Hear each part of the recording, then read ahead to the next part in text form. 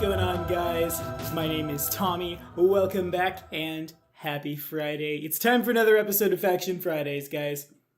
Today, at the request of Mr. Radio Tomb, we're cracking open, after a little bit of digging, Inner Sea Gods, as well as the Rise of the Rune Lords adventure path, to talk about the Skinsaw Cultists. This video will contain mild, because I'm going to go easy on y'all, Rise of the Rune Lords spoilers. You've been warned, but like, subscribe, ding the bell, because you got to hear more of that clapping, and your Pathfinder 1st and 2nd edition content. Today, this episode of Faction Fridays was brought to you in part by Lord Benant. In just, what time is it now? It's 4 p.m. is when this video comes out. In 3 hours, we will be kicking off our Carrion Crown Session 0. Anthony, I'm stoked to watch you break my action economy. Now let's hit it. So, we touched on this a little bit when we talked about Norgabur, and if you missed that video, follow this card right up here. We will get you caught all up. But TLDR, the God of Secrets has 4 different aspects that are worshipped by mortals. Today we're focusing on Father Skinsaw. That aspect is, as you might imagine, given the name, the most dangerous of the church. The Skinsaw cult attracts only sociopaths and the dangerously insane. Think your bloodthirsty bandits, your unabashed serial killers, and for them, every murder is a prayer to their dark god and a step towards completing his mysterious plan.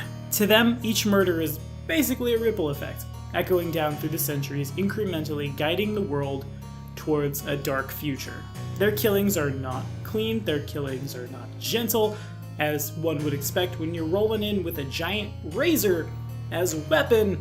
Bodies are mutilated, crime scenes are left bloody, and many of the cultists wear these magical masks that allow them to detect the most vulnerable parts of their targets. Fun. That mask is known as the Skinsaw mask, resembling a patchwork deformed face with one bulbous eye, a grimacing mouth with long teeth, and a flat nose. Put this thing on and your mind is filled with hideous whispers and images of murder and violence. Oh boy! It heightens the wearer's ability to sense fear, allowing you to smell the cold sweat brought on by terror and hear the thundering beating of a frightened heart. As if that wasn't macabre enough for you, fresh blood glows brightly to whoever wears this mask, to the extent that they can see the shimmering traceries of living circulatory systems pumping away in the bodies of those around them. Mechanically, slap this mask on and you get a +2 competence bonus on perception checks made against creatures that are not immune to fear, as well as a +1 profane bonus on damage with slashing weapons made against living creatures, at the cost of, 1 point of charisma damage. Nah, you were min-maxing anyway, you're fine. You're not a paladin, right? If you were a paladin, you shouldn't put that thing on. Place no, do not want. Now, joining the Skinsaw cultists takes about 1 billion forms. This could be as simple as playing a cleric of Norgabur, or as complex, truly, as playing a vigilante. The serial killer vigilante does look really good for this. By day, normal man about town. By night, chopping up all your neighbors and leaving their body parts all over the kitchen. Whoops, made a mess. Unfortunately, or probably fortunately, there are no prestige classes that exist to be a Skinsaw cultist, though certainly the assassin prestige class looks pretty good as far as that flavor is concerned, or like a master chemist whose alternate personality just wants to eat people. Oopsie. Now, you do deal with these guys in Rune Lords for a little while. It was a pretty fun encounter. I won't spoil it, other than the fact that they are there at some point. But Rise of the Rune Lords is such a giant adventure path. Pun not intended, but you can take it. That I think that was vague enough for you. Bringing them into your world, however, is really just as easy as bringing Norgabur in. If people are worshipping Norgabur, stands to reason they could worship Father Skinsaw, or, just deranged serial killers. Some tropes are bad, some tropes are offensive. Some tropes exist because they're good, and the notion of the paladins need a bunch of crazed serial killers to hunt down, sounds like not a bad one-shot or mini-campaign. And certainly, this faction could be used with deadly effect in some kind of slasher horror game, using horror adventures rules for sanity. turn the corner and somebody's been all hacked to bits, probably gonna have lasting consequences on the psyche of our poor adventurers. Plus, we all like those old slasher horror films, right? Yeah, of course we do.